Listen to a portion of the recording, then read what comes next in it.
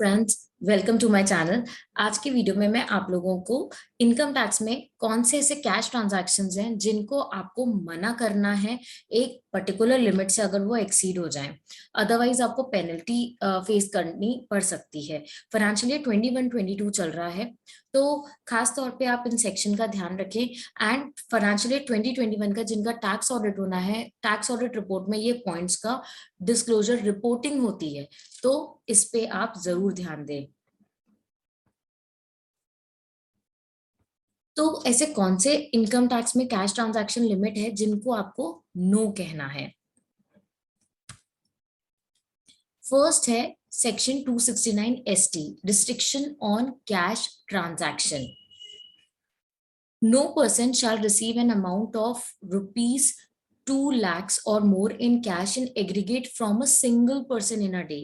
एक दिन में एक पर्सन से अगर आप 2 लाख से ज्यादा रिसीव करते हैं इन respect of a single transaction, एक कोई ट्रांजैक्शन हुआ है, मींस एक पर्टिकुलर इनवॉइस रेज हुई है जिसका अमाउंट 2 लाख से ज्यादा का है, तो उसके अगेंस्ट में आप कैश रिसीव कर रहे हैं। तो और in respect of transaction relating to one event और ओकेजन फॉर अ पर्सन, एक इवेंट और एक ओकेजन में अगर आप रिसीव कर रहे हैं कैश और वो भी 2 लाख से ज्यादा का, तो ये मना है। आप कैश रिसीव नहीं कर सकते 2 लाख से ज्यादा का। अगर आप करेंगे तो क्या होगा, तो पेनल्टी लगेगी सेक्शन 271 DA। जितना आप कैश रिसीव कर रहे हैं उसके इक्वल अमाउंट आपको पेनल्टी पे करनी पड़ सकती है। आइए मैं आपको एक्ट से भी समझाती हूँ ये सेक्शन क्या कहता है। 269 ST ये रिसीविंग से रिलेटेड है, ये आप ध्यान दें कि ये रिसीविंग से रिलेटेड है। Mode of undertaking transaction, no person shall receive an amount of 2 lakh or more in aggregate from a person in a day. एक दिन में एक पर्सन से 2 लाख से ज्यादा का आप रिसीव कर रहे हैं, या फिर एक ट्रांजैक्शन आपने किया है उस ट्रांजैक्शन के अगेंस्ट आप 2 लाख से ज्यादा रिसीव कर रहे हैं, या फिर कोई इवेंट है, ओकेजन है, उसमें आप रिसीव कर रहे हैं। अगर आपके छोटे छोटे इनवॉइसेस हैं, एक पर्टिकुलर पर्सन से आपने ट्रांजैक्शन किया बट वो छोटे इनवॉइस 2 लाख से नीचे के हैं, बट आप जब उससे रिसीव कर रहे हैं तो एग्रीगेट में वो 2 लाख से ज्यादा का बन रहा है, तो वो भी इस डेफिनेशन में कवर होगा। तो आपको कैश में 2 लाख से ज्यादा अवॉइड करना है। Otherwise then by an account payee cheque और an account payee bank draft और use of electronic clearing system through a bank account, आपको बैंक अकाउंट में ही लेना है। Provided that the provision of this section shall not apply to any receipt by government, अगर आपको government से मिल रहा है या any banking company, post office, saving bank और कोऑपरेटिव बैंक, तो ये प्रोविजन नहीं अप्लाई होगा, मतलब 269 ST अप्लाई नहीं होगा। आप 2 लाख से ज्यादा कैश में रिसीव कर सकते हैं, किससे? गवर्नमेंट से, बैंकिंग कंपनी से, पोस्ट ऑफिस, सेविंग बैंक से, कोऑपरेटिव बैंक से। Transaction of nature refer to in section 269 SS, ये मैं आपको थोड़ी देर में बताऊंगी। Such other person or class of person or receipt which the central government may by notification in official gazette specify। तो ये ट्रांजैक्शन है जिसका आपको बहुत ध्यान देना है। जो पर्सन गुड्स बेचते हैं या सर्विसेज रेंडर करते हैं, अगर उनको इसमें खास तौर पे ध्यान देना है कि 2 लाख से ज्यादा आप कैश रिसीव ना करें। ये तो एक प्रोविजन है। ऐसे ही अब अपन नेक्स्ट देखते हैं section 269 SS, prohibition on acceptance of cash loan और डिपॉजिट। ये किसको प्रोहिबिट कर रहा है? आप एक्सेप्ट कर रहे हैं अगर लोन या डिपॉजिट कैश फॉर्म में, a person can not accept, कोई भी पर्सन एक्सेप्ट नहीं कर सकता लोन या deposit or any other specified sum from another person otherwise than by account pay check or account pay bank draft or use of electronic clearing system through a bank account। मतलब कि आप bank में ले सकते हैं loan या deposit, पर आप कैश मोड में नहीं ले सकते। अदर देन बैंक मोड कोई भी हो वो उसमें आप नहीं ले सकते। अमाउंट ऑफ लोन और डिपॉजिट और स्पेसिफाइड सम इज 20,000 और मोर, और कितना? 20,000 से ज्यादा का अगर लोन है या डिपॉजिट है तो वो आप कैश में नहीं ले सकते। 20 से अगर कम है 1% से तो वो आप ले सकते हैं, बट इसमें भी कुछ कंडीशंस है, अभी अपन आगे देखते हैं। or some total amount of loan deposit and the specified sum is rupees 20,000 or more.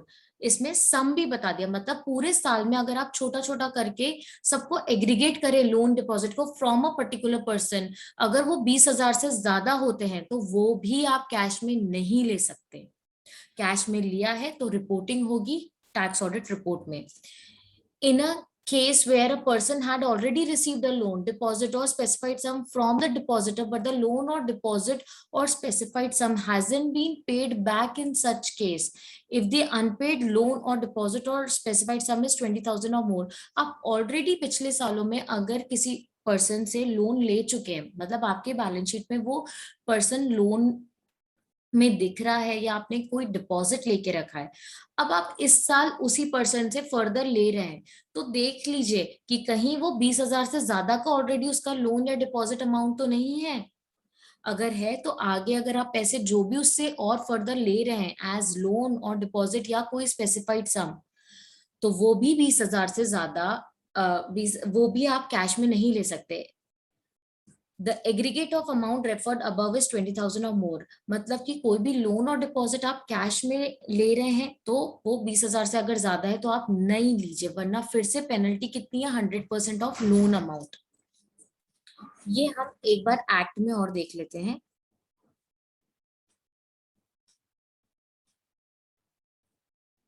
Mode of taking और एक्सेप्टिंग सर्टेन लोन डिपॉजिट और स्पेसिफाइड सम। स्पेसिफाइड सम में अगर इमूवेबल प्रॉपर्टी, आप इमूवेबल प्रॉपर्टी से रिलेटेड कोई पैसा ले रहे हैं तो वो भी स्पेसिफाइड सम में कवर होता है। तो नो पर्सन शैल टेक और accept from any other person herein refer to as a depositor. आपको जो पैसा दे रहा है वो डिपॉजिटर ही होगा। any loan or deposit or any specified sum otherwise than by account pay check और account pay bank draft और use of electronic clearing system, इन तीन मोड के अलावा कोई भी नहीं हो सकता। मतलब अगर आपकी बुक्स में जर्नल एंट्री भी पास है तो वो इस सेक्शन में कवर हो जाती है। अगर आप जर्नल एंट्री के थ्रू वो लोन खत्म कर रहे हैं, डिपॉजिट खत्म कर रहे हैं, तो वो भी इसमें कवर होगा। If the amount of such loan or deposit or specified sum or aggregate amount of such loan, deposit or specified sum, or on the date of taking or accepting such loan or deposit or specified sum, any loan or deposit or specified sum taken or accepted earlier by such person from the depositor is remaining unpaid। आपने पिछले सालों में लिए हैं उस depositor से पैसे, तो वो वाला अमाउंट देखा जाएगा, और फर्दर आप उससे ले रहे हैं तो लिमिट देखी जाएगी। The amount or the aggregate amount refer to in clause A together with the amount or the aggregate amount refer to in clause B is 20,000 or मोर। एक बार में अगर आप पैसे ले रहे हैं या छोटा छोटा अमाउंट, जैसे 20,000 से नीचे हो रहा है, 5,000 ले लिए, फिर 4,000 ले लिए, फिर और 6,000 ले लिए, फिर 7,000 ले लिए, तो ऐसे करके 20,000 से ज्यादा का हो गया तो एग्रीगेट भी देखा जाएगा पूरे साल में एग्रीगेट। और अगर पिछले सालों से लोन चलता आ रहा है तो पिछले जो ओपनिंग है आपका इस साल का ओपनिंग, वो अगर 20,000 से ज्यादा का है तो फर्दर इन सालों में अगर आप पैसे उससे ले रहे हैं तो वो भी आप अदर देन बैंकिंग चैनल नहीं ले, अदरवाइज आपको पेनल्टी पे करनी पड़ेगी।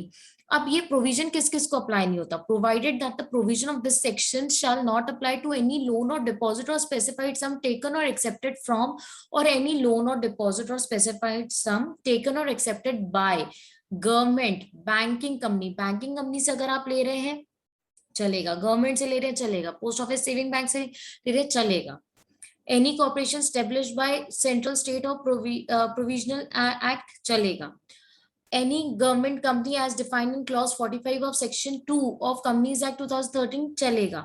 तो इन सारे पर्सन से आप ले सकते हैं, बट इसके अलावा कोई भी पर्सन से अगर आप लोन और डिपॉजिट ले रहे हैं तो आप कैश मोड में नहीं ले सकते हैं, अदरवाइज आपको पेनल्टी पे करनी पड़ेगी इनकम टैक्स में। आपको बैंकिंग चैनल से ही करना है।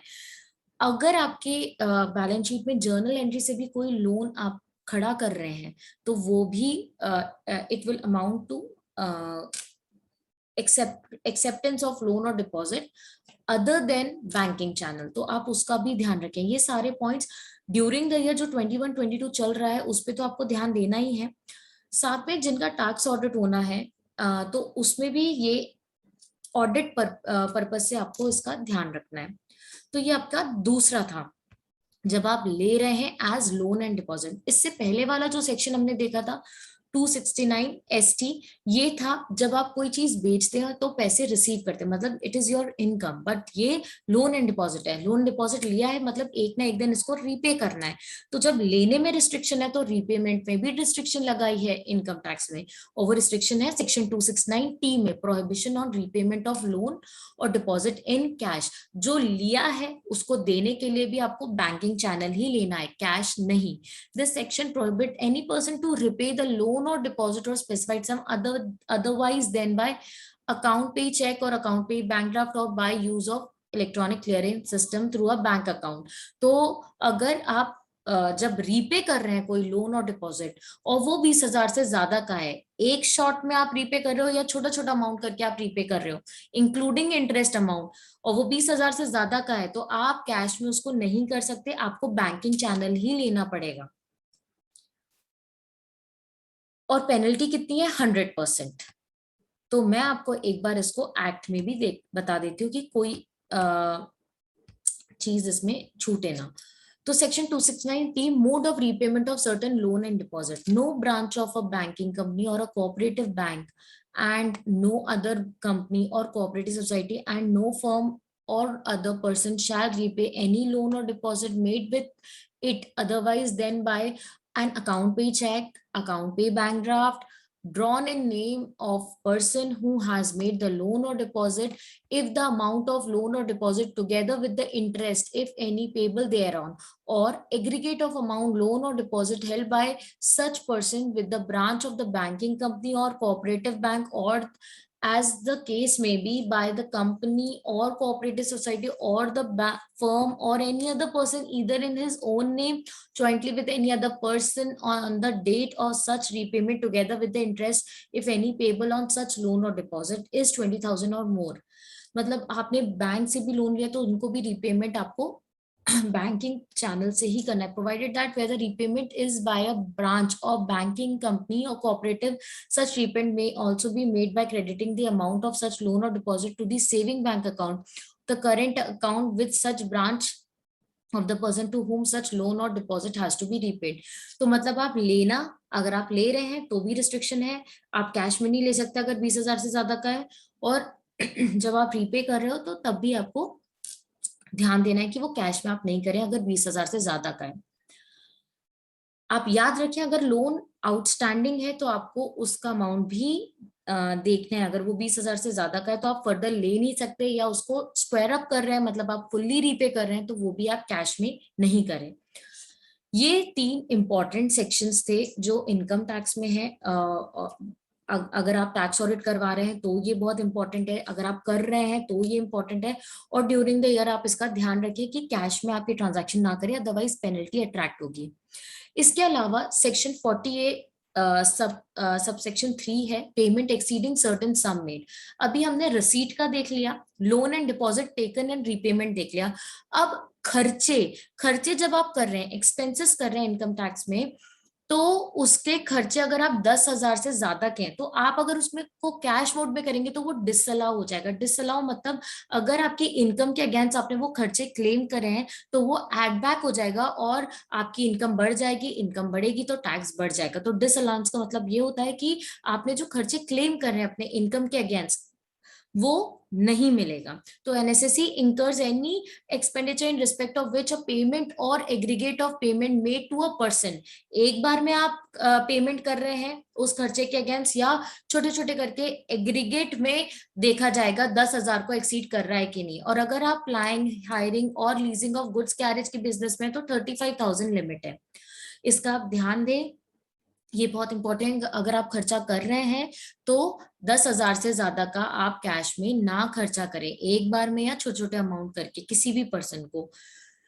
इसके बाद सेक्शन 40A(3)(a) है, the restriction is also applicable if the assessee had claimed a deduction in respect of any expenditure relating to previous year and payment to such expenditure is made during the current year.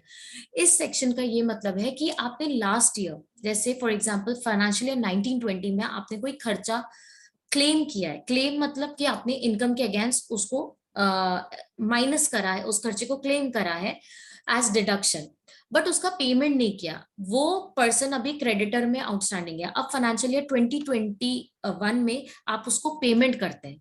अगर वो खर्चा for example 15,000 का है, आपने 15,000 के खर्चे claim करे हैं,